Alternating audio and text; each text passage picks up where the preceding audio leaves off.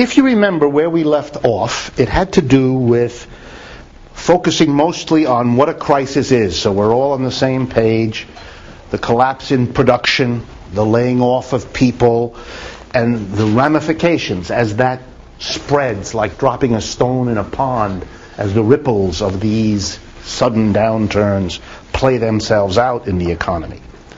But where we stopped was on looking a little bit at how this impacts the government, and then how the government's adjustments to this situation feed back on the economic crisis.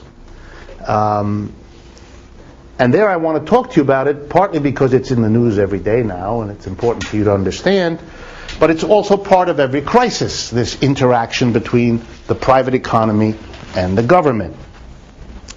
The first thing to note, and the most important, is that when you have a sudden drop in production and a sudden laying off of people, unemployment rising, all governments lose money. It's a very crucial thing that you understand that.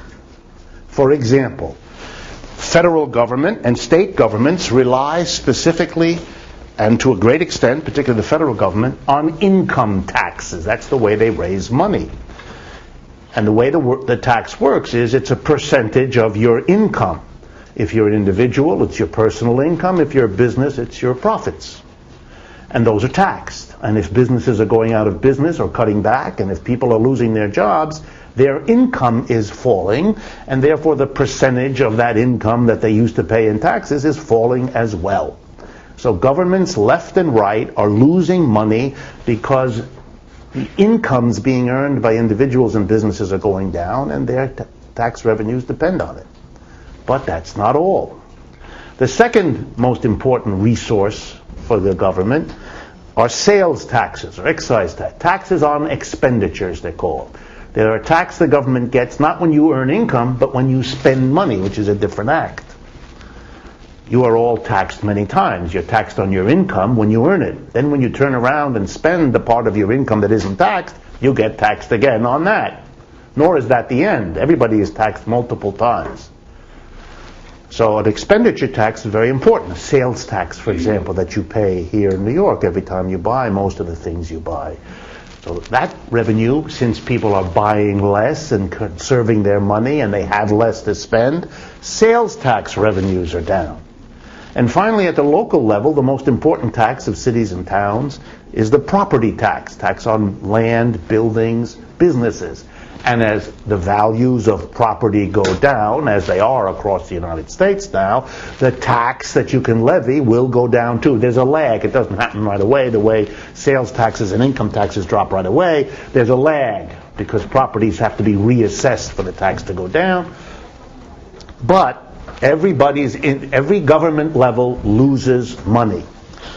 That's basically what you're reading about now when you read about Governor Patterson invoking emergency steps to try to cope with the deficit. Or some of you may have noticed a lot of attention being given to Schwarzenegger in California because they have a deficit over $40 billion. Everywhere the federal government is losing its income, the state governments are losing their income, and the local governments are. Bloomberg is in all kinds of difficulty trying to figure out what to do. Okay, so what do the federal and state governments do? Well, right away there's a difference, and that's a legal point that I made last time, but some of you asked me about it, so let me repeat it to you. The law in the United States allows the federal government to borrow money when the taxes go down and they need to keep spending on programs. They can do that. State and local governments are not allowed to do that. The reason for that is American history. It's a long history of thinking that when you allowed state and local governments to borrow money to get themselves out of trouble, they went and borrowed much too much and they got themselves into trouble. So a law was passed saying they can't do it. So the local governments can't. That's why you will see so much agony at the level of the state and the local. And you don't see that at the level of the federal. They just seem to be able to spend money like it's going out of style because they're legally free to do it. But governors can't, and mayors can't, and that's why you will read that sort of thing. So the federal government reacts to the collapse of its revenue by having to make two decisions. It either cuts back spending. Government can do that. It's getting less money in, it spends less. The trouble with that is it'll make the economic crisis worse. Since the problem begins by individuals losing their jobs and being unable to spend, and businesses losing their customers and therefore being unable to spend, if the government joins them and likewise cuts back its spending, the whole thing is gone. The economy becomes a free fall. So the federal government doesn't do that. In fact, what the federal government says is, wow, if anything, as everybody else is spending less money, we have to compensate by spending more money, which is what they're doing. When you hear stimulus plan, when you watched that last week and the week before, Obama got through and was very proud in signing a bill for the federal government to spend an additional $800 billion, big number, pumping money in. Okay, let's follow the logic here. The government is now going to spend, and the idea is the extra spending by the government will helpfully keep the economy going because it offsets, it compensates for the reduced spending by individuals, by businesses who are cutting back because of the economic problem. So we ask the government to come in and compensate for the private economy's breaking down, not functioning, cutting back. The state and local governments can't do that. So in fact, what the state and local governments are doing as they cope with declining taxes, since they can't borrow, the state and local governments actually make the problem worse. It's a peculiarity of our culture and of our economy. Let's see how. Well, I'm going to take the example of California. It's the biggest state in the Union. So as they go, so goes the nation in many ways, including this one. What did Schwarzenegger and the state Senate and the state House of Representatives in California just do? They worked out a deal to cover a $41 billion deficit. That's the difference between what they would have needed to get to keep going with everything that California was doing. All the state universities, all the highways, all the harbors, all the education of the children, etc., etc. They would have needed $41 billion more than they're now getting because the economy has gone through the toilet. California's been very badly hit by the downturn in real estate. If you walk through the streets of San Diego, you will see every third house is for sale. It's much worse than anything that has happened in this part of the country, at least so far. We may see that. I even notice here on 6th Avenue, as many of you have, that the number of stores that have a for rent sign is clearly different than what it was 3 months ago or 6 months ago or a year ago. No one knows how bad it's going to get. But there it is really bad, as it is in San Francisco and LA and so forth. So they have $41 billion, too little money. They're not allowed to borrow and spend. They can't. So what did they decide to do? Two things. About half of the 41, this is very rough, half of the $41 billion is going to be handled by cutting expenditures by the state. The state is going to, if we're getting less than $41 billion less than we need to keep going, we're going to cut our expenditures by $20 billion. Well, that's an example of the state making the problem worse. That is, joining the individuals who are cutting back and the businesses who are cutting back. The government's going to cut back. It's going to lay off teachers and firefighters and wardens in the jail and whoever else they cut. And the other half, this will blow you away too, the other half of the 41 billion shortfall is going to be handled by raising taxes. So the way they will handle their $41 billion shortfall is raise $20 billion more in taxes and cut government spending, state spending of California, by $20 billion, and that together will deal with their problem. And what does it mean if they raise $20 billion more in taxes? It means people who might have had that money to spend won't, because the government is taking it from them. So the irony is that California, like every other state, is going to be cutting back its own spending and reducing the spending of the public by taxing them more to cope with the economic situation. Now, if it strikes you that that doesn't make sense, good. That's the point. Yeah? Has there been any lobbying to change the law? Yes. States have been trying on and off to do that. And it has been the fear, particularly of the private sector, that giving the states the authority to borrow would lead them into a level of indebtedness that is, in some sort of long-run sense, even more dangerous to the economy than this short-run problem. But that's a debate. I'm not arguing that's right, but that's a debate. Yeah? Can there be any middle? Can you limit the amount states can borrow instead of saying you cannot borrow at all? Yeah, you could make that would be a compromise. Give them some limited authority. They technically have that because states and cities can borrow, but they're not allowed to borrow for ongoing budgetary problems. They can borrow for what are called capital projects, when they make a big change in the community, build a new sewer, build a school, extend a hospital. That kind of thing, which is not a normal business income outflow, then they can borrow. And all cities and towns do that. So now, if you get a creative accountant, you can do a budget by playing games with your capital, and they all do that. But they have to watch that, they're looked at, and they're covered by that. Okay, stay with me about this. Let's go back to the federal government. It has the right, and it is doing what you would expect it to do. This is what Keynesian economics, in a sense, taught the state to do. When the economic downturn comes, you spend more, because you're the really only offset left. Individuals are cutting back, as you all know. Many of you are doing that. Businesses are cutting back. They have no choice. They have no customers. And now the state and local governments cut back. If the federal government didn't go the other direction, who would save us? So the government does. But that immediately raises a new problem. The solution of every problem is always a new problem, if you understand the dialectic, as Hegel once called it. So here's the federal government's problem. In order for all this to work, in order for the government to be able to do this, as you recall, it has to do one of two things, the federal government, to have all this money to spend. They're not going to raise taxes, because that would be self-negating, that's self-defeating. If the government raises the taxes to spend more, then it's going to cut back on the spending of all the people at taxes, which will offset its extra spending. That's pointless. So it's got to go one of two other ways. It has to borrow the money, or it has to print the money, literally print the money. It doesn't want to do the last thing because that's scary, because all that money could start looking for goods, and then we would have an inflation, and that's a whole nother can of worms. And they may end up doing that if nothing else works.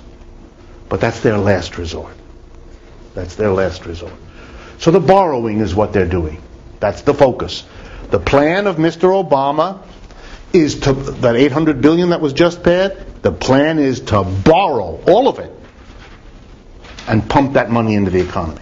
If the borrowing doesn't work, and it's very important you understand this, because the newspapers never bring this question up, even though some of you, as really, just thinking as an intelligent person you might wonder at some moment when you read all these things, the enormous sums that the government is going to spend, and they're not raising the taxes, even if you didn't put it into words, that they would have to go borrow it. And then the thought would occur to you, like any borrower would, will people lend to me these big sums? So we're going to come to that. But let's assume for the moment, just simply, that it doesn't work. People won't lend. Then they'll print the money. Then we'll have this philosophical debate real practically. And Mr. Obama or some other spokesman for the government will stand up and say to all of us, yes, it's true, we're printing money at a vast scale. But don't worry. And then your argument will be made. There's lots of people who need jobs. There's lots of capacity. Factory space, machines. We can produce more stuff. And if extra money has more stuff, then there won't be an inflation. Then there won't be extra money chasing after too few goods, because the extra money will bring forth the very goods that will undercut any tendency towards inflation. It's as if you and I both want that ice cream cone on the corner. We both want it. But there's only one ice cream cone. And the vendor just has one. And then you and I approach and we look at each other, we look at the vendor, and we realize one of us is going to get that ice cream and one of us isn't, because there's only one and there's two of us. And the ice cream costs $1. You know what's going to happen. One of us is going to say to the vendor, I'll give you $1.50. In the hopes that the vendor, pleased, will give that ice cream to me because I offered $1.50 versus you who might stick with $1. But you're not a fool. You say, I'll give you $1.75. And that's an inflation as the prices go up of everything, because more money, right? The story presumes that you and I have enough money to bid. If there's more and more money coming in, there's more and more people who can bid. And up will go the prices. So the hope will be that the money somehow gets the vendor so excited that he arranges for more ice cream. Then there won't be a problem. And so there will be a debate in America. This could be something that's headline news 2 months from now, 3 months from now. Those lining up who say extra production is not going to happen and therefore the extra money will make an inflation, versus those who say, no, extra production will happen, we don't have to worry, print the money. And whoever wins that argument, that's what we'll do. And we will all live with the consequences, whatever they are. But we're not there yet, which is why that debate is in the back of the mind. It comes up in a good question, comes up in an unusual news story, very rare. Mostly we're all acting as though we're not at that point yet, so we don't have to worry about it. We can focus on the government borrowing the money. But I'm now going to explain to you what the costs are of the government borrowing the money. You know, I'm no fan of Republicans. I like them about the same as I like the Democrats. So for me, it's different. But pay attention, because the Republicans are saying exactly what, in a sense, they ought to be saying. I mean, the country's in trouble. That's clear. The majority of people feel that way. Obama is trying to bail us out of the situation. There's basically support for that. The Republicans have a tough situation. They lost the election, and now they look like they're, nitpicking at a time when you shouldn't be doing that. It's tough for them. So what they come up with is, however, not altogether nonsense. It isn't. And I hate to be somebody who tells you to take seriously what Republicans say. It hurts my feelings to even think about doing it, but I have no choice. I mean, there is a logic there. If you borrow like crazy to bail the economy out, which is what we're doing, that's what the Congress voted for it, Obama pushed it, he signed it, that's what we're doing. If you borrow a ton of money, you all understand, you're gonna have to pay it back. And when the government has to pay it back, it's going to have to eventually tax businesses and people to get the money to pay it back. That's not an argument not to do it, because we're in such terrible trouble. You got to do something. But remember what I said. A solution to a problem is always another problem. Does not mean not to do it. If you think you're going to find a solution that produces no problem, good luck to you. It's never been done. You may be the first, but no one else has ever done it. So yes, Obama is doing something. He's going to borrow that money. But when the Republicans say, wait a minute, we're all going to have to pay, that's correct. They're right. Sure, they're right. That's not even the whole problem. If the Republicans were a little smarter in economics, they could say some other things, which I'm about to, which are also problems. But that's the one, that's all right. But what they're saying is not without any merit. That's really not the case. And that makes sense. They're going to have to find something if they're going to, hit at Obama, hit at the Democrats, which is what Republicans are there to do. Then they've found something to worry people about. Then they also make other arguments that are a little strange. But if the government is going to borrow for this big stimulus, it has to find lenders. And the first logical question to ask then is, well, who might the lenders be? Let's rule out some. The American people aren't going to lend to the American government because they don't have any money. Most of them have no chance to do that. And so the rich are there. They'll lend some money. But they're not exactly flush these days. And so that's a bit of a problem. Much of the lending that the government has been able to get has been, as you point out in your question, from outside the United States. We've been borrowing now for quite some years. An enormous and growing percentage of the debt of the United States is to foreigners. foreign individuals, foreign businesses, foreign governments, all of whom, for the reasons you mentioned and many others, lend to the United States government. It is still the government where, if you're a rich capitalist, it's a good place to have your money. And it's often a better place to have your money than the country in which you live and of which you are a citizen, where things are shaky, and it's always good to have a nice apartment on Fifth Avenue, even if no one's ever in it except your cousin Frank, who visits the United States twice a year for a week. If you doubt me, talk to any realtor in New York City, in Manhattan particularly, and you will learn what an immense proportion of the apartments in the pickiest areas of the city are owned by people who are never there.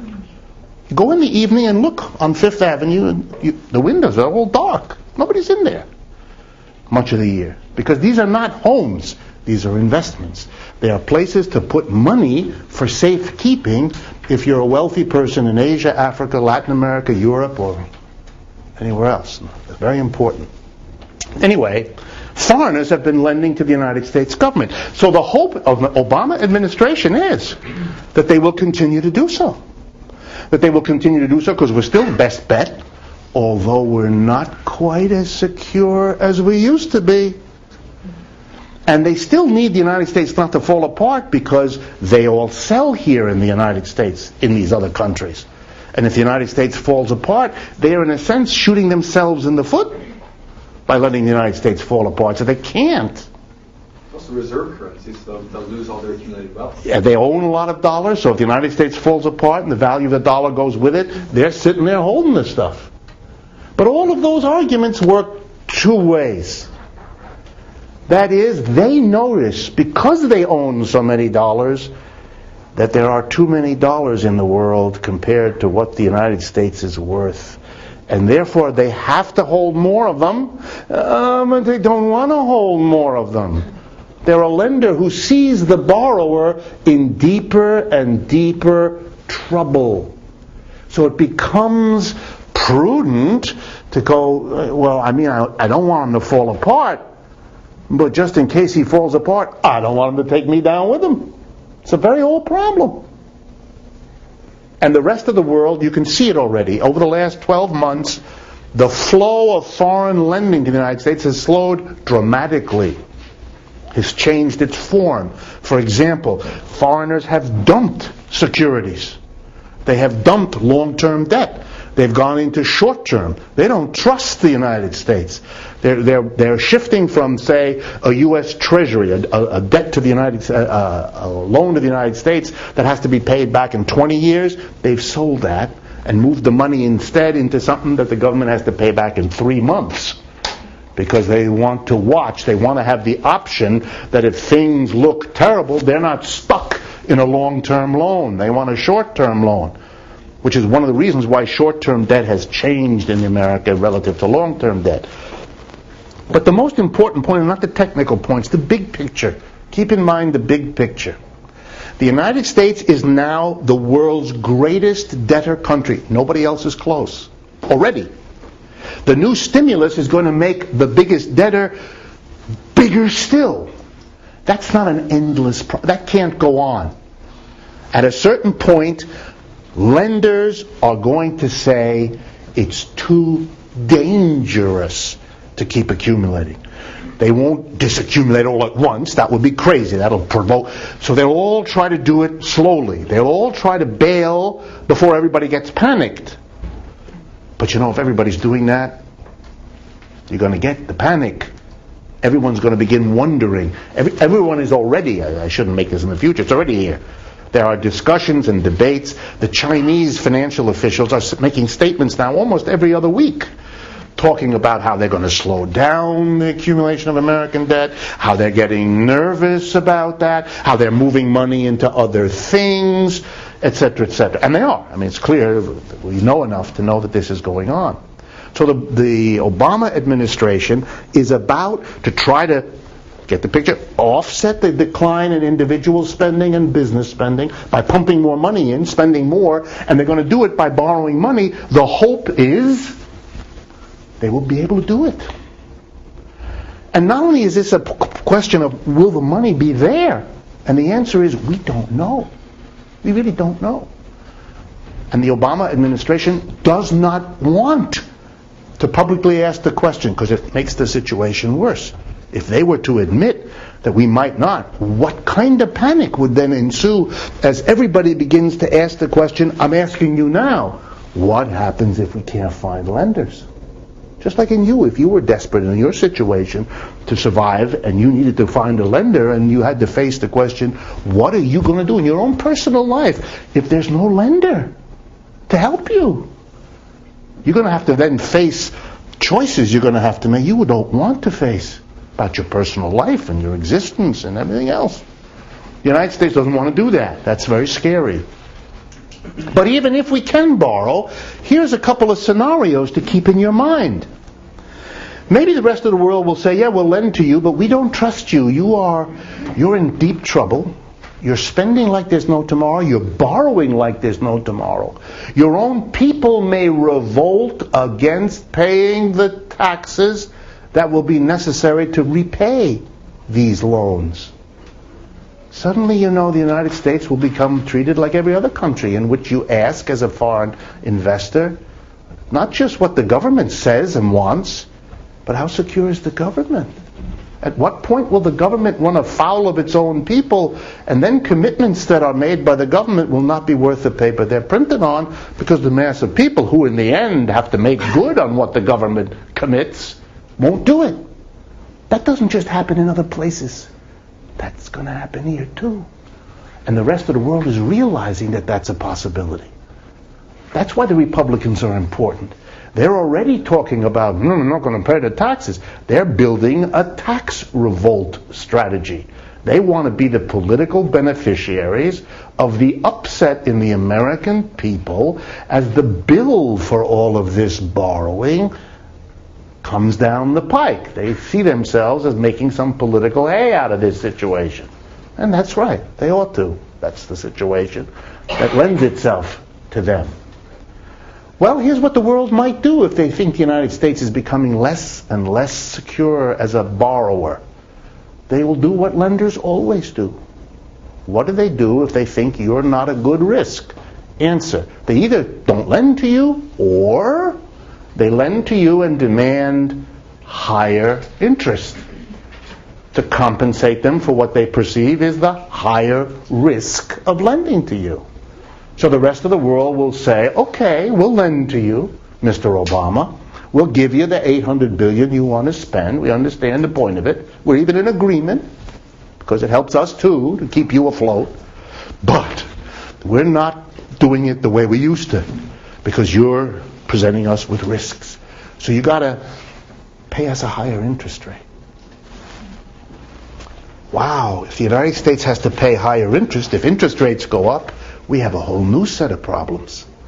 A rising interest rate means, generally, that the cost of buying things on credit goes up for everybody. Every business will now have a higher interest rate. Every individual who buys a house or a car on time will have higher payments. It's not good for the car industry, which barely surviving as it is. Less people will buy cars, less people will buy homes. The price of homes will go down if less people buy homes because the interest rate is too high.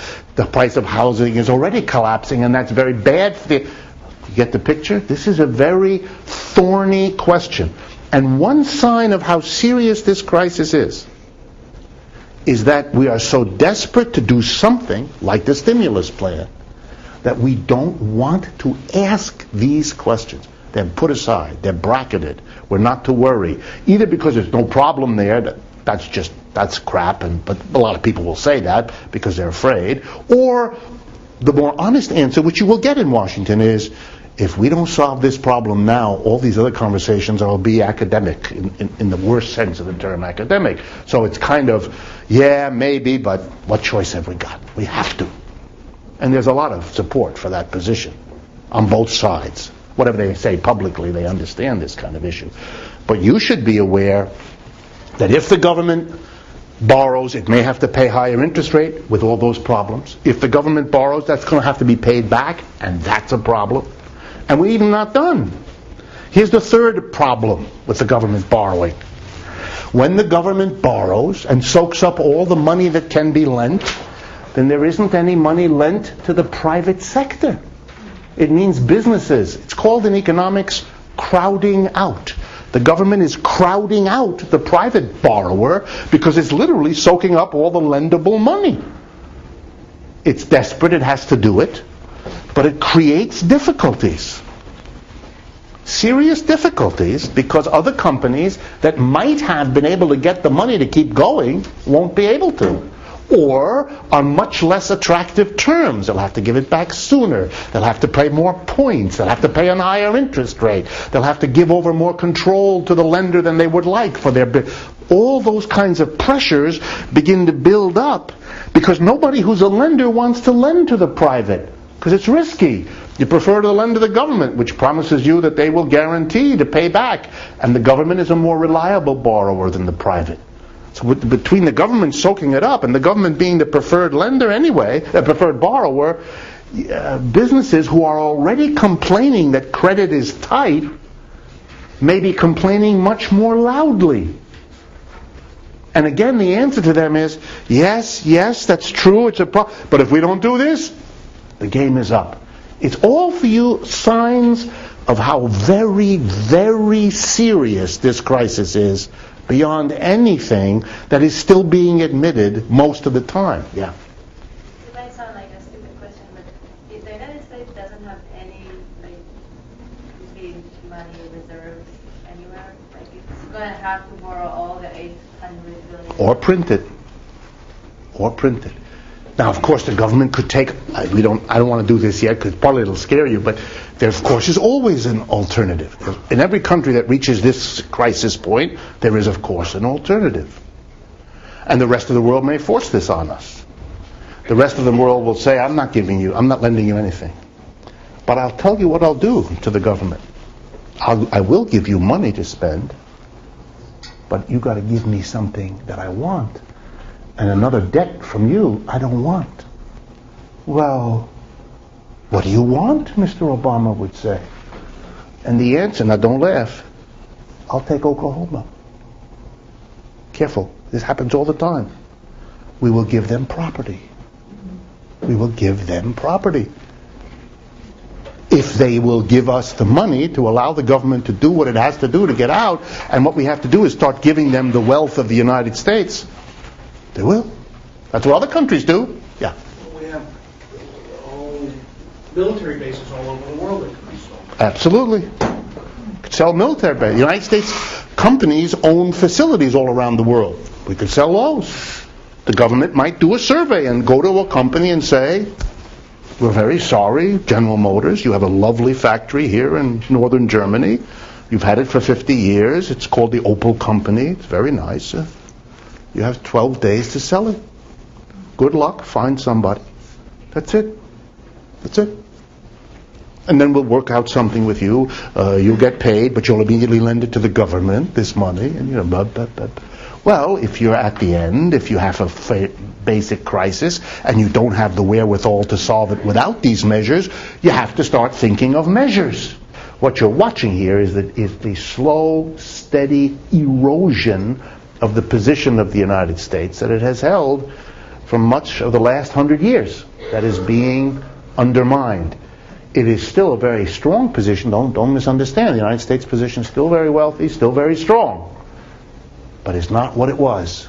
And that process is what all these deals, this changing, this is not complicated. If Brazil is showing more and more difficulty and shrinkage of its interconnections with the United States, while there's an expansion of its interconnections and dependence with China, you don't need an advanced degree. They're going to change their politics, and they'll change their global position, and change where they think they ought to spend their money, and change who they ought to support at the UN, etc., because it's a question of their survival. The United States' position keeps shrinking. The United States' political position is much weaker than it was. Its economic position is much weaker. The one thing that the United States still has unquestionable dominance in is the scariest thing of all, which is its military. And in the history of the human race, if you're losing your political ideological and economic muscle and influence, and you have something that still is dominant in the world, the temptation to make what you have reaffirm what you're losing is not small. And you can see across America the people who think like that. The people in the Bush administration, there were a lot of those who thought like that. There are fewer of those who think like that in Obama, but they're there too. And that's in part of American politics, as it would be in any other society. But it's a danger I don't want you to distract you from, but it's not quite what the course is about. And none of you should be under any illusion, no matter how smooth the president of this or that country is, including our own, and how confident, projecting that image, that's very nice, but that's not the reality. That's the persona, it's not the reality. Not here, nowhere else either. If you put all the levels of government together, if you put the federal, state, and local, it's by far the biggest employer. No private employer comes anywhere near that. So in terms of just the sheer magnitude of the number of people whose personal income depends on a check from some level of government, that's bigger than any particular private industry. By a large, it's not even close. On the other hand, the majority of people are employed in the private sector in the United States. If you add up all the private employees, and we put against them the government is much smaller total than the total private sector. It's more of a private economy than a government economy in our society. And that's been true pretty long. The role of the government has gotten larger pretty steadily for 50, 60 years, but it is still a minority of the total employing class. The business about small employees, small companies and big companies, that's a bit of a charade. This economy is dominated by large corporations. But the way the large corporations dominate is not only by employing people. So, for example, General Motors dominates an enormous swath of industry. But much of that industry is organized as little companies who produce, a carburetor ring or a plastic strap that holds your some piece of equipment in your car seat to the underside of the seat. And there are historical reasons and tax reasons why it's more profitable to have this piece of stuff made in a little company with 11 people outside of Detroit rather than in the River Rouge plant or at a big company. But the idea that this is a little business which is somehow independent, that's silly. That's just silly. That is, a huge portion of these small companies are completely dependent on one or two or three large companies for whom they are feeder suppliers. And it's really a detail of law and accounting that they're kept independent. And you can actually see it. When the law changes, they're swallowed up again and become the divisions of the big one. When the law shifts, they are separated out again. But that's an arrangement that the people who actually are in these industries understand very well. They're not independent. So it's a little bit of a misleading number to count that way. 500 corporations do 2/3 of the business in the United States. That's what you need to understand. This is not about economics. This is theater. Just theater. And that's why they have all those advisors who make sure they're dressed in a certain way and made up in a certain way and have the lighting in a certain way and have the flag over here and a small dog over there, all that. Okay. Let's go back. When the government is in trouble, as it is now, and I'm thinking particularly of the state and local governments, stay with me as you understand now the feedback. If the state governments cut back, which they're doing everywhere, City of New York is going to cut back, the state of New York is going to cut back, California just announced $1 billion worth of cutbacks. So what are we going to have? We're going to have less spending by the state government on buying objects and hiring people. And of course, with the fewer objects that they buy, some company is going to have fewer customers because the government's cutting back. And people are going to get laid off or moved from full-time to part-time. And they're going to have less money, and they're going to spend less money, which is less tax. In other words, the government's reaction to the economic downturn, in the case of state and local governments, always makes the downturn worse. One of the reasons Obama's plan that was passed last week has in it, well, I don't remember the numbers, between 200 and 300 billion, if I recall, aid to cities and states, is he's trying, which makes sense, to offset this impact that the states and cities, they all know, is going to have. But be aware, if one state alone, California, has 41 billion trouble in 1 year, and remember the 800 billion is for 2 years, the stimulus plan of Obama. But if one, the biggest state, granted, but if one state has 41 in 1 year, and all you've got is, say, 300 billion for all the cities and states over 2 years, what do we know? We know that the government help to the cities and states won't begin to cancel out what is going to be done to the economy by the cutbacks of the cities and states. When you hear people say what Obama is doing, what the Congress just did, I don't mean to pick him out. He's not the only one responsible for this, heaven knows. But what this package is that was passed is not going to be adequate. That's what people have in their mind. The amount of money given to the cities and states is not only not going to boost spending, which is the idea, it's not even going to offset the cutbacks that state and local governments are going to have to do in this society in the next year and a half, which is why the prognosis for this stimulus is poor. It's not because they make mistakes. It's not this or that thing. It's not the Republicans, we all have to pay. That's not the issue. It's a much simpler issue.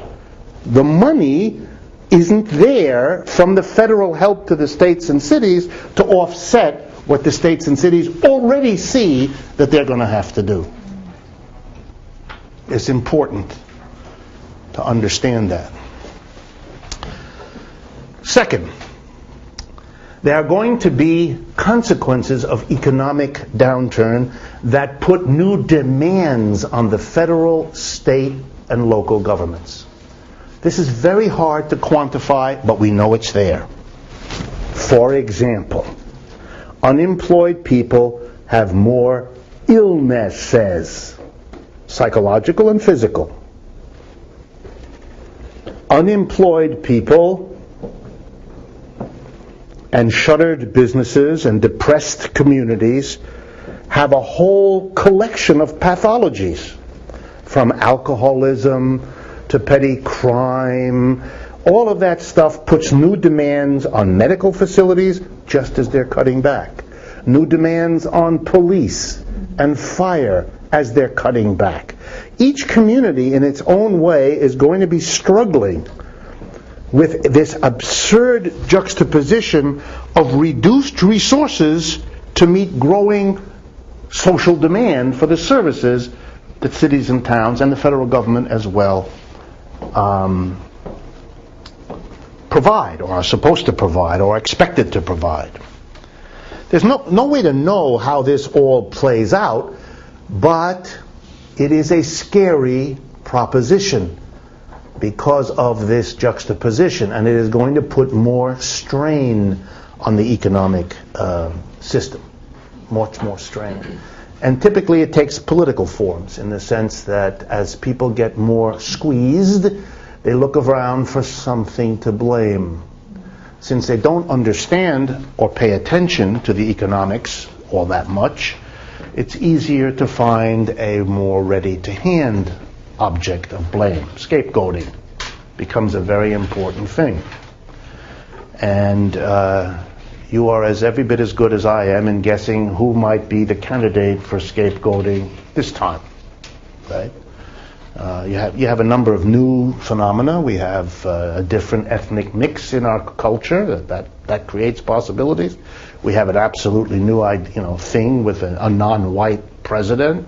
What kind of stuff is that going to swirl around that? And blame games can begin with all kinds of twists. We have this background noise of a war against terror that no one quite understands who these people are or what they are, and whoever it is that the target is supposed to be. It's a mess, but it's very volatile, and that situation can spin in ways that are also very difficult. Okay, last thing. The culture here in the United States is also crucial. And in many ways, and I wish I had more time, but I don't. But one of the ways this culture works is that in our culture, when things go bad economically and politically, we have been trained as a culture to blame the political sphere. In other words, it's the president or the Congress or the mayor or some political entity that is blamed for there being distress, being unemployment, or whatever the problem is. And this serves nicely to keep the economic system kind of out of the story. We don't, I mean, you know, it's upsetting that the economic system isn't working, but it's to the president and to the mayor, to the governor, we look to do something, to fix this. And since the problem, I would argue to you, and I hope that what you've been reading helps to make this clear, since the problem is in the economy, brought to us by the economy, coming out of the way our economy functions, this cultural tendency to keep demanding of the political sector that it do something about the economic sector is bizarre, but also ineffective. Peculiarly ineffective. It's as if you kept having pains in a part of your body, and as you got upset and hurt, you went to the car mechanic and you said, you know, what do I do? And it took a while for the car mechanic to say, what are you talking to me for? I fix your car. It's not your car, it's your leg that's bothering you. So it's a little bit like that in the United States. It's not shuffling this politician and substituting that one. What? What are you doing? This isn't changing what the problem. You're not dealing with the economic system, which is what's screwed up here and not working in the way that you need as a people. And so this disconnect, we're very peculiar to American culture. I've never seen it. And in any other culture, not that I'm not familiar with other cultures, but the little bit I know about European culture, they don't work like this. All I want you to see is that the economic crisis that we're in affects the political system profoundly, and in ways that are often such that the feedback makes the economic problem even worse than it would otherwise have been because of the complicated way that economics and politics are integrated in a society like the United States. And that when a crisis hits in the economic system, given the way that politics and economics work together, it's actually in many ways creating a whole nother set of problems layered on top of the economic problems. Even though the politics tries to offset and be a compensating, an offsetting phenomena, and in some ways it is. In other ways it spins and makes it worse, and in that complexity, that's where we sit. That's our problem. And that's why you'll see as much struggling with the politics as with the economics. Okay, enough of that. Let me turn now to what is section 2 of your reading list, which is an overview of the history of this particular crisis, which is what we're going to focus on. We've done all the preparatory work, the general theories and notions of crisis and how they work. Now we're going to look in detail at the one we're living through. And I would like to again direct you to that film that I told you about, which you can get here. Capitalism Hits the Fan. An illusion that I hope you all figured out. And the reason is that film is an attempt to give you this overview. So it'll be what I'm going to do today. I'm going to do it much more elaborated today, but it gives you a summary, in a sense, of that argument. Okay. This particular crisis, and by that I mean the one that hit in 2007/2008, and that we're now a year and a half into, has both a long history and a short one. And I'm going to give you the long and the short, first the long, then the short, so you can see. And why do I do that? Because, as I've told you, when we talked about capitalist crises, they happen every 3 to 7 years. But what we have now is not just another one of those business cycles. Because on top of the short-term business cycle, which indeed we have, we also have a long accumulated set of problems which make this particular short-term crisis very severe. That's why we need to talk a little bit about the long one. Okay, and we're talking about the United States. So we're going to take a long sweep of history. And the sweep of history runs like this. Some of you studied with me before, you will find some of this a little bit familiar. I'm going to draw a rough graph. And over here is 1820, long time ago in America. And over here is 1970. And I'm going to draw a line, and it looks something like that. And that line is the level of real wages for American workers. The average, by real wage, by the way, in economics, we distinguish between money wage, the money you actually get each week, and what you can actually buy with that. So we adjust the money wage for the prices you actually pay, so that we have a measure of how much stuff you can actually buy with the wages you get.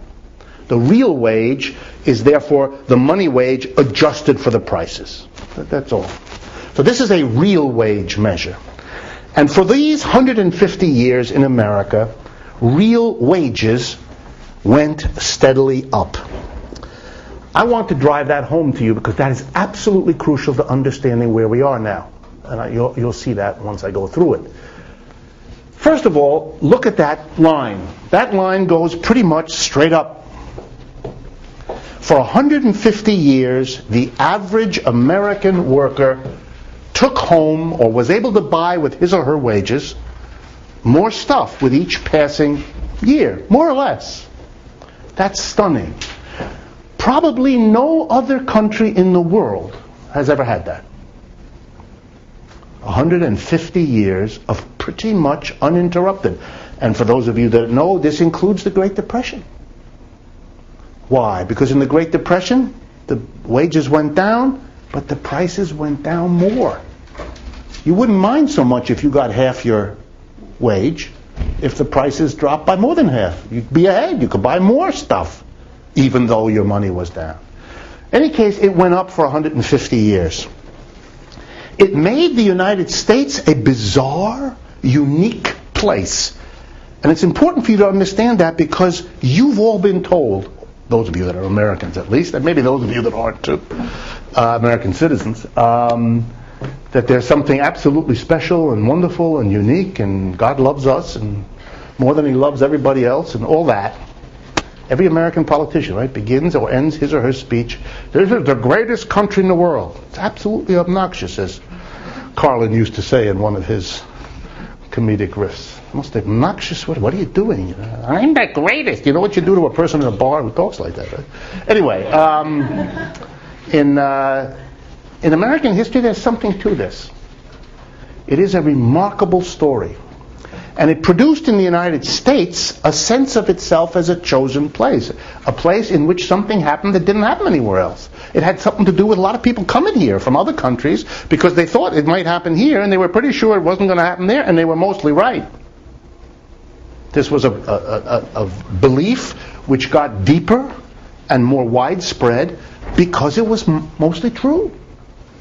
That was happening. Yeah, open the windows and cool it off unless that bothers somebody. Okay. For 150 years, rising wages. And this worked in America to produce a number of profound effects on our economy and our society. First, it allowed a long period of time during which a peculiar gender division occurred in American life. The man goes out and gets the rising wage. The woman doesn't. She stays home. She cooks and cleans and raises the children and has a happy face when daddy comes home at the end of the day. What is sometimes called a family wage. This peculiar arrangement in which the woman is house person, child person, food person, cleaner upper, and all of that, is unthinkable without a wage that goes like that. You know how we know that? Because you all have given all of that up. You ain't going to do any of that. The men, for those of you that are women, the men that you connect to or live with and don't want you to do that, and you don't want to do it anymore either, that's over. You know that your standard of living can't do that. Can't do it. Even if you wanted to, you can't do that. And for many women, it's a tremendous difficulty. Now, for several generations, as they have to be broken from that old model, which their mother or grandmother still has deep in them, and the newer generation of women have to... This is not just a feminist issue and so on. It is that. But it's also an issue of how this economy evolved that even made that possible. That kind of peculiar division.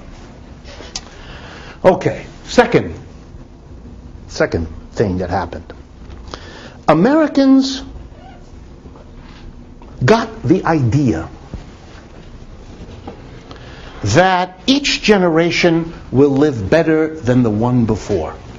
That it is to be expected as your kind of birthright, as somehow built into this culture, that your parents live at a higher standard of living than your grandparents, and you more than your parents, and your kids will outdo you, and so forth. And it's just part of the American marvel, the American specialness, that this upward and onward.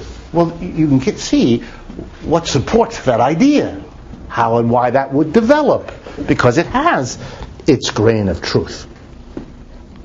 It also produced in America, I'm oversimplifying, but I want to make this point, it produced a peculiar union movement, labor movement. Part of the reason these wages went up was what unions fought for them. Unions were formed, fought, and part of this, not all of it, but part of this is attributable to what unions did. But it's very interesting that what unions did was to push for rising wages, which is interesting because they pushed for something in a society that was already happening. It's almost as if they played it safe. They pushed for something which then they could claim they had more than a little to do with. Dangerous thing for many people. Taking credit for something that might have happened anyway. Who knows? But in America, unions pushed for that because that's what workers wanted. That's what workers thought they were entitled to. That's what the whole culture said was the name of the game. Work, very important now, was about earning money. You work hard, you earn more. American unions then are distinguished, and always have been, by being less interested than unions in other countries in changing the rules of the game, in changing how the business operates, in changing who has the power. That was not their interest. Their interest was make more money, get higher wage, get more days off, improve my real way. That's what it's all about here. Many unions have had struggles between those in the union who wanted to have a different vision of what a union does. It changes the whole way the society works. They were defeated most of the time by people who said, no, the job of the union is to get more for our members. Higher wages, better working conditions. That kind of unionism won in America. And it had a lot to do with this history that made that win. Lastly, this history of rising wages in America contributed to a very profound ideology, which is stronger in the United States than in most other countries. And I don't know what to call it, but I will call it consumerism. It is the notion that what life is about is consumption. There's a joke I'm sure you've all heard. Life is a game. The person who has the most stuff in his garage when you die wins. Accumulate. Have a nice house. Have a nice big house. Have 2 houses. Have a car. Have 2 of them. Accumulate. Have a kitchen with every gadget imaginable. have your basement filled with boxes of appliances you've never unpacked.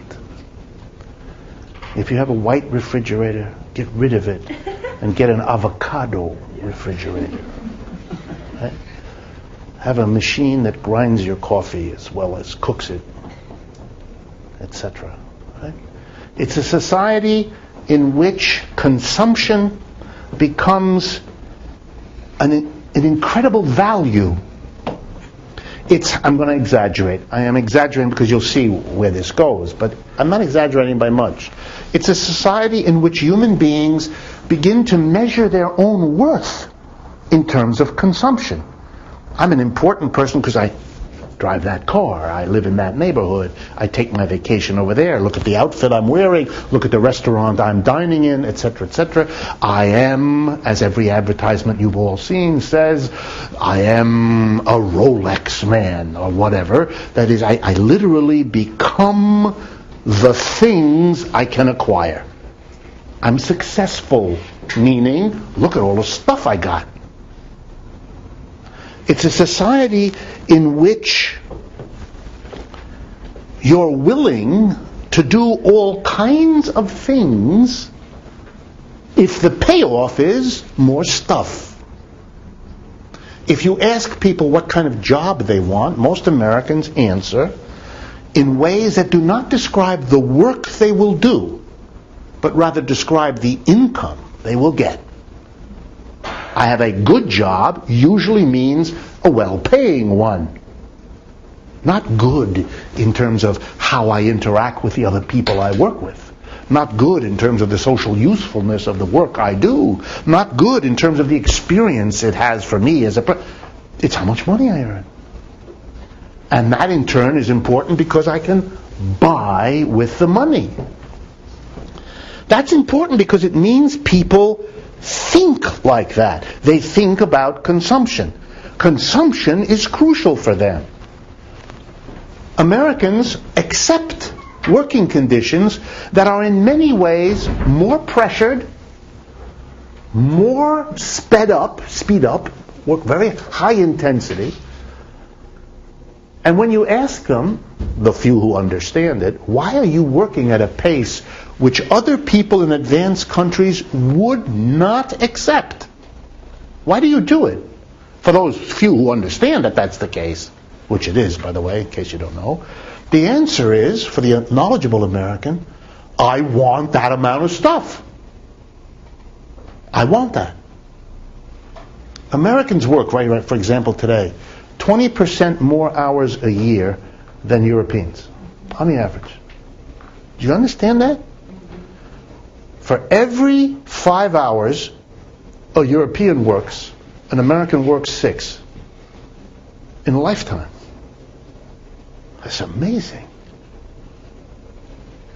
Americans work their asses off to accumulate money to take, when they finally have enough, a trip to France and Italy where they admire the pace of life.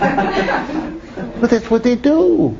They come back and say, these are marvelous people. They go out to dinner at 7 and they come home at 11. And they like to sit there for hours. I don't do that. I gobble coleslaw while working at the computer. Well, that's what I do. That's what I do. That's why my keyboard is all gluey. Right? Americans have a hard time thinking, for example, of the following. That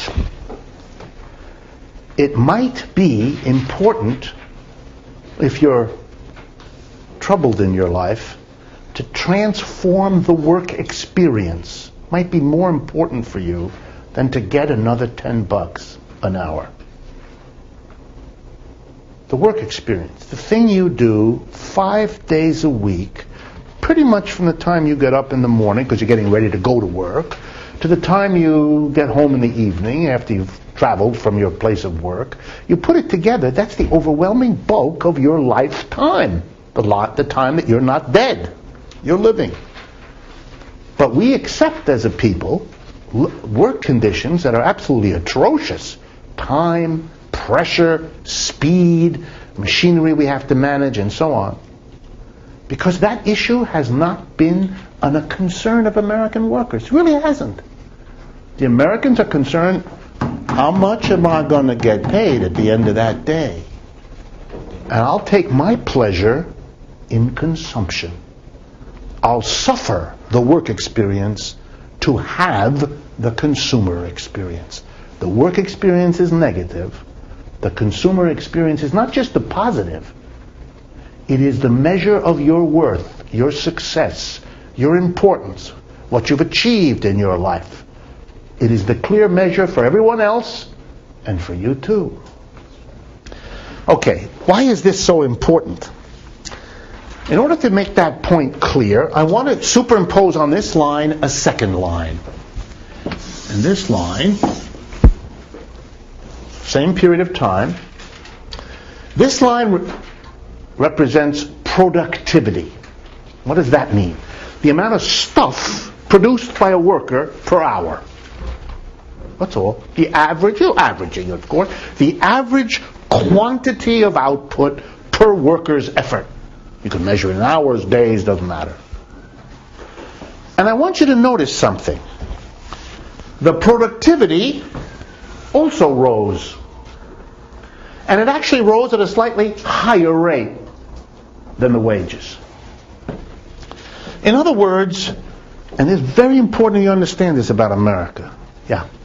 So that's not, it's not the difference between what they produce and what they actually earn for their... I'm getting to that. You're ahead of me, but you're going in the right place. This is the output per hour. This is the wage per hour. The very thing I told you about, the ability of the worker to put aside the conditions of work, to basically give that to the employer. You pay me enough, I don't care what you do with my working time. I'll do it the way you want it, how you want it, under the conditions you provide, at the pace you insist on. I'll do all that. But you got to give me more. That's the deal. Okay? Because the worker permitted it. And because the employer discovered that this is a pretty good deal.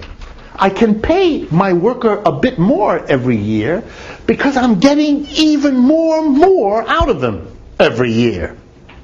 He lets me organize the production situation, the machinery, the organization of production. We are leaders in the world in streamlining.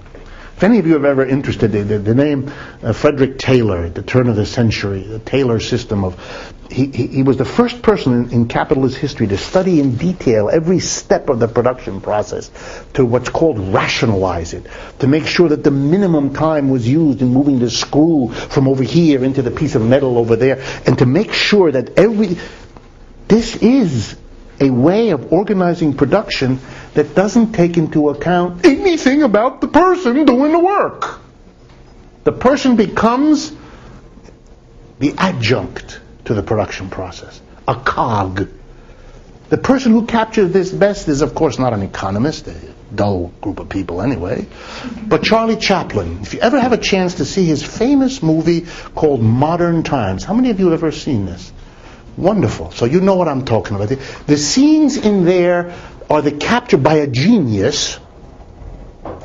So right away you know you're out of economics. A genius who understood what it means to be an adjunct. For those of you who've seen the film, you remember when the factory boss has a machine that's going to save time on lunch, and they strap Charlie in, and the machine comes and there's a little tray, remember that?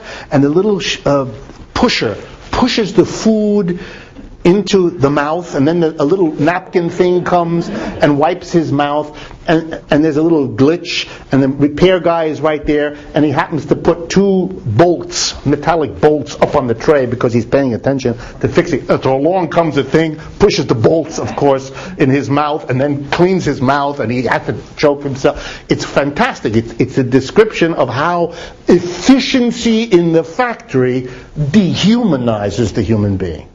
That's America. That's why it was very important, right after Charlie did that film, to accuse him of being a communist and get him out of the country, which he left, went back to London and never came back to the United States. Any case, This history is remarkable. Capitalists were able to organize the production process so they got even more out of the worker than they paid him. Think of it like this. 2% increase, which is roughly what it was, year in and year out, in output. 1 to 1.25% increase in wages. So the capitalist gave the worker more, but got even more for himself. It was a good deal. It was the quintessential American deal. The American worker's standard of living rose 150 years.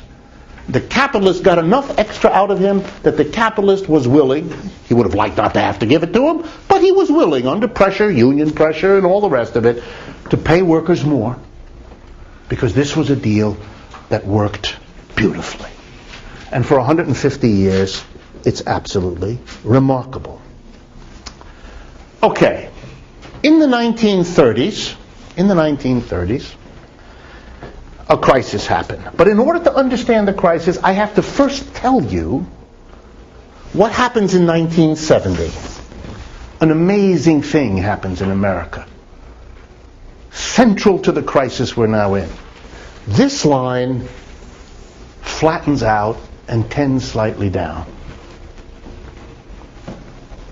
The other line keeps right on going. In other words, since the 1970s, American producers, employers, have been able to keep improving the technological system to get rising productivity. No end to that. The genius of American producers to increase productivity has not stopped. Particularly if you remember what happens in the 1970s, what this is, we could go with one word: the computer. The computer that replaces people with machines so that each remaining worker can do much more than he or she could do before. So it's the continuation of a productivity boom largely built around all the things a computer enables an individual to produce. So were there also more people on the labor market after 1970? I mean, why did this is all per worker, so it abstracts from that. Yes, we're going to come to that. But the crucial thing, the thing that changes, the thing that I want you to grasp as central to understanding this crisis is this story. What the hell happened? And first of all, if I've gotten any of it across to you, think. If you have a population, a culture, a whole way of existing that has been premised on 150 years of rising wages, and you stop, that's a trauma for a population. What are they going to do? Their whole basis. What basis? The basis for the sense of achievement. Rising consumption. Enabled by rising wages. It's over. It stops. What are these people going to do? Well, it's real simple. They got two choices. They can kiss rising consumption goodbye. But if I've gotten across what I've told you, there's no way on earth they're going to do that. That's their self-definition. That's how they think they've made it in the world. They want to bequeath to their children that. They want to give their kids a good education, better than they got. All those things that are part of their sense of themselves as good people, as successful people, as good parents, as whatever image you want. They're just going to say, well, economy doesn't work, that's it, give it all up. No, nobody does that. Nobody does that. Did they do it? No, they didn't do it. Not a big surprise. What did they try to do? They tried to continue increasing consumption even though they had no wage way to do it. And they found the way. And they were pioneers in this, the way Americans have been pioneers before, only this one doesn't have a happy ending. You know how we know that? Because that's the crisis. Here's what they did for the last 30 years. Two things. One, they did more labor. You know, if the real wage per hour doesn't go up anymore, one way to respond is to do more hours. because you can't do the same number of hours because that's going nowhere, so you can do more hours. So the American household undertakes more hours. And here's how they do it. Daddy takes a second job if he only had one, or a third job if he had two. But that's on the tip of the iceberg. The big thing, the women. Out. All that crap. The woman must take care of the children. Yeah, sure. The woman must be at home. Yeah, sure. It all disappears. You know, I don't mean to be facetious. It's a big struggle inside every woman as she has to cope with this radically changed definition of what her life is and what she ought to be doing. And it goes very quickly, which is why it has caused such difficulty for women. And for the men too, of course, because they have to adjust also to all these changed roles and positions. The women go out. They can now do more hours paid to bring in more money so the standard of living can be maintained and even raised a little bit. Teenagers are now, do a little work here, sweetie pie. You may only be 15, but babysit or something. And the old people, the retirement, come out of retirement, do something, a few hours, maybe a part-time, help. So the American family sends out its people to work more. That's one of the reasons that number I gave you, Americans work more hours than other people. That's a 30-year program to work more hours. It's not some mistake. It's not some peculiarity of our personality as a nation. That's an accommodation of a population to a traumatic event. And I'm going to explain to you as we go along why this happened. Right now I'm giving you the overview, so the explanations will make sense. The American family discovered this wasn't enough. Turns out that when mother leaves, when the woman leaves the household and takes a paid job, there are expenses. In America, we have no public transportation, so the woman has to have a car. And she has to have outfits. She can't run around in that moo-moo. She can't do that. She has to have, an appropriate work outfit. And instead of making, a sandwich for herself at home, she has to spend money on the lunch and the travel and, the whole business. And it turns out she makes more money, but the family has more expenses. This kind of cancels out. So the American family does a second thing over the last 30 years to cope. You all know what that is. It borrows money. It borrows more money than any working class on the history of this planet ever borrowed before. Per person, per household, you name it, we're pioneers. Americans went crazy in borrowing. Never before in American history, and never anywhere else like this. 20 years, 30 years, from the mid-70s roughly, boom, we borrow. Americans borrow. First, of course, before borrowing, they begin to work down their savings. They had some savings. In the 1970s, Americans had savings. You know what? Today, Americans have no savings. We have a negative savings rate in the United States. We don't save anything. We spend our income. We used to save a portion. We don't save anything. So first, you don't save anything, and then you borrow. So Americans have now 30 years of no savings and rising debt. Average debt in the United States is now 140% of your annual income.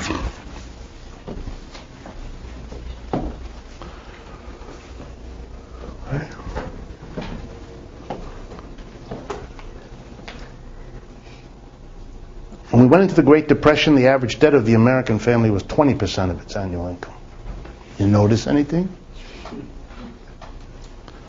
Debt, fantastic debt. Well, for a while it worked. It worked. First, the debt was based on, I'm going to do this in detail later, but quickly for the overview. First, the debt was based on what? Well, if American workers are going to borrow their way into growing in consumption because their wages will no longer go up, they will have the same problem we noticed before with the government. Who the hell is going to lend to them? American workers are not a good bunch to lend to. They don't have much. What do they have that a bank who lent to them could accept as a collateral, would make them not so risky? A house. So the first and still the greatest basis of all consumer debt is the house. The land and the building of the house. And the bank says, we'll lend you money, but if you don't pay it back, we're going to snatch your house because it's the only thing of value you have. Collateral is not interesting if it is, for example, underpants or shoes or toothbrushes. Banks seem not to want to accumulate large stocks of those. But a house, which they don't want either. You can see that now. But it's better than those things. So Americans' hunger for credit was so enormous. And the banks discovered early in the 70s and 80s that the American borrower was fantastic. He or she was driven in a way they had never foreseen. They didn't understand this the way you now do. And what the American banks discovered is a level of desperation that makes the American worker the best patsy any lender could ever want. Somebody who borrows out of abject desperation. It's psychological, but that doesn't make it any less powerful. So banks began to discover that there's a second way to lend to Americans. Those who have no house, or to whom you've already lent all that you could lend on the house. So American banks invented in the 1970s something new. It's that piece of plastic in your wallet. It's called a credit card, which didn't exist before that. That was invented by the American Express Company and led the way, but became I'm not talking about its existence, I'm talking about its existence as a mass phenomenon. Credit card debt. What is credit card debt for those of you that are not familiar? It's called in economics unsecured debt. That means it has no collateral. When you take out a mortgage, if you ever looked at a mortgage is a document in which the bank gives you a loan and you pledge that if you do not pay back that loan at the interest rate every month the way is listed in your document, the bank can take your house. It takes your house, it sells your house to get the money to repay itself what you owe them, and if there's anything left, it gives it to you. That's what a mortgage is. So it's a loan secured by your house as backing. A credit card has no backing at all. It's just your promise to pay. And so the bank said, whoa, we're taking a risk. But we all know what a bank does when it takes a risk. It covers itself by charging a much higher rate of interest. So loans on mortgages in America for most of these 30 years were in the nature of 4 to 6 to 7% per year. Credit card debt, 3 times, 4 times that. Credit card debt in the United States now 18, 19%, something in that area. Mortgage rate debt's now even lower, 4% or something like that. So you get the relationship? But Americans did it. I won't embarrass you in the room by asking how many of you do it. You borrow and you pay. And a genius psychologist came up with the idea, write the monthly bill in the credit card in the following way.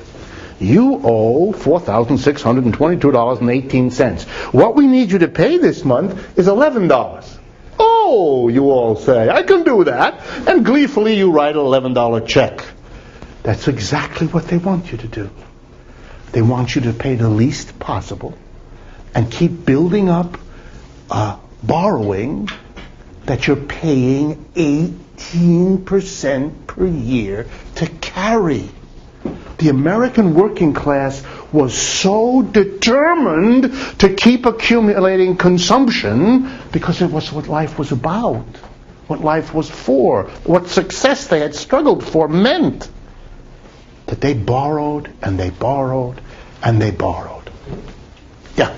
Just one other thing is that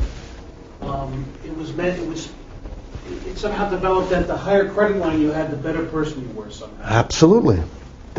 Those of you who ever had the credit, many of you must have gone through this, right? Periodically, I've had that. The credit card company, I worked with Citibank.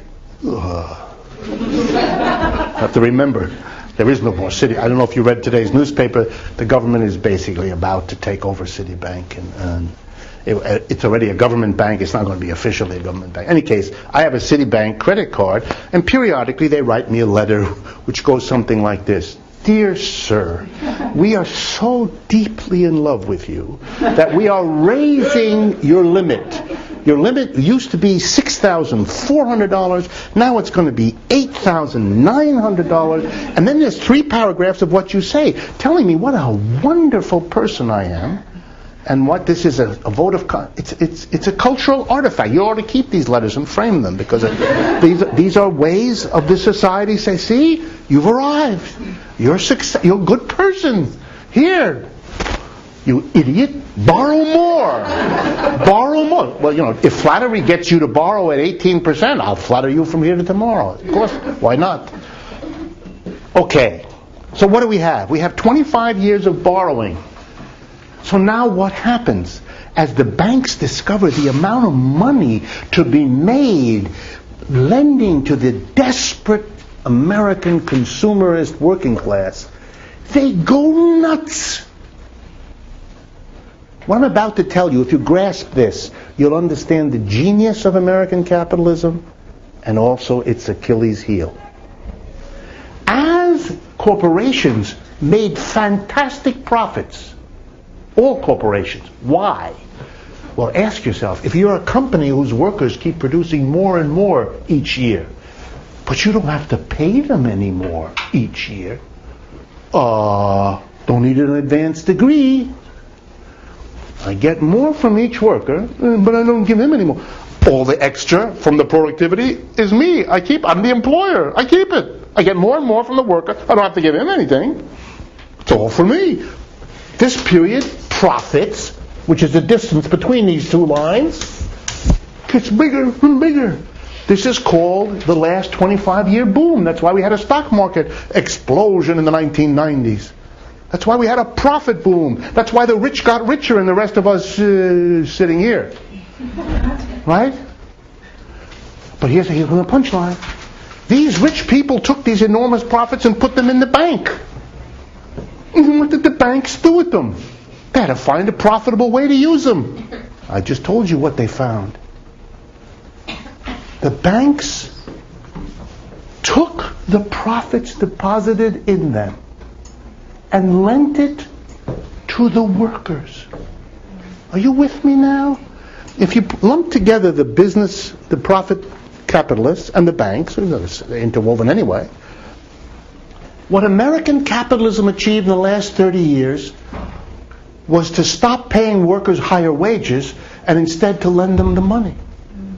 Hey, imagine yourself a business executive. And let me repeat what I just said.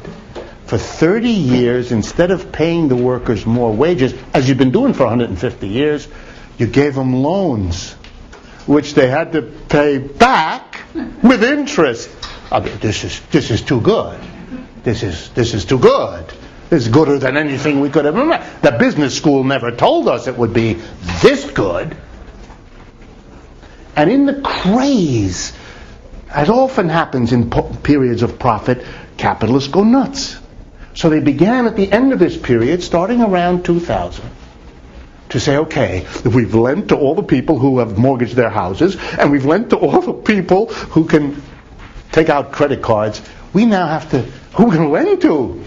I know there's about 25% of the people that are so piss poor that they have no house and we'll never give them a credit card. So here's what we're going to do. We're going to approach them and say, we want to lend to you too. Who are these people? They have a peculiar name. They're called the subprime borrower. A nice way of saying the 25% piss poorest people in the country. And we're going to lend to them. And guess what? When you have, after 25 years of a lending spree, the likes of which the world has never seen, which is now stretched to lending to people who you never lent to before for a damn good reason, because they can't pay it back, you're going to get to the point where you've overdone it. You've lent to people who can't in a million years pay it back. And that's what happened last year.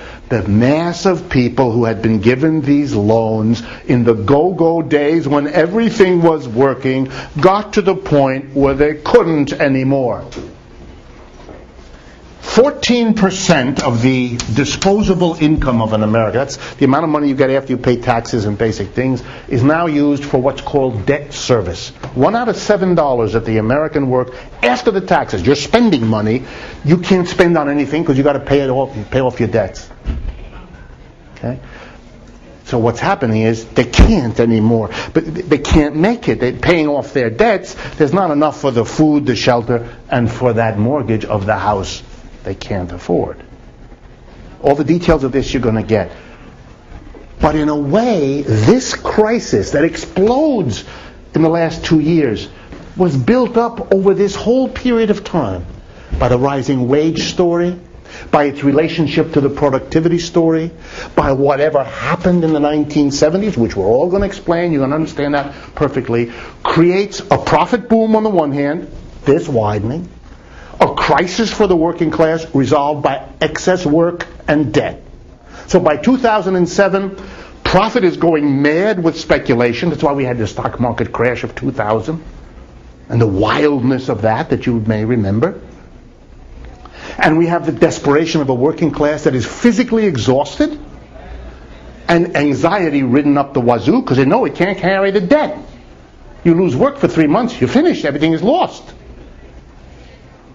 And I haven't even begun to tell you all the crisis of the American family when mother leaves. Mother is what holds the American family together under all this stress. And when you take mother out of the house and send her off to work, she can't do that anymore. American women, particularly women who are married and with children, are the largest consumers of legal and illegal drugs in the world. No other population, male or female, comes close. What is that about? Do we have a souped up female population in America? Is something wrong with you all? You've put these people under a level of stress that explains why any population under that stress would be taking every Prozac, every antidepressant, the people of this country are exhausted on every level that we can measure. And that's one of the reasons why this is not one of your run-of-the-mill business cycles. This is the big one. Biggest in our lifetime, for sure.